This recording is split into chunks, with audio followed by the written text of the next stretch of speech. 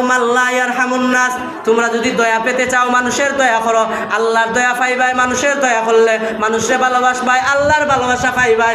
মসজিদকে ভালোবাসবাই, আল্লাহ পেয়ে যাইবাই। মাদ্রাসা ভালোবাসবাই, আল্লাহ পেয়ে যাইবাই।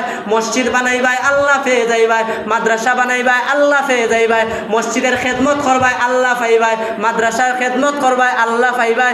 মসজিদের দান সদকা করবাই, আল্লাহ পাইবাই। নবী সাল্লাল্লাহু আলাইহি সাল্লাম বলেন যে তোমরা দয়া করো মানুষে, আল্লাহর দয়া পাইবাই। তখন আল্লাহ রাব্বুল আলামিন ফেরেশতাদেরকে বলেন, ফেরেশতারা ওই দুই ব্যক্তিকে আমি দুই কারণে মাফ করছি।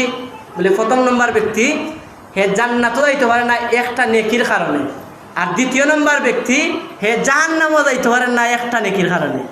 অর্থাৎ আমি জাহান্নামী ব্যক্তিরে দয়াল নামের দয়া করছি, সুবহানাল্লাহ। আর ওই ব্যক্তিকে আমি রহমান নামের রহম করছি, সুবহানাল্লাহ। বলে আমি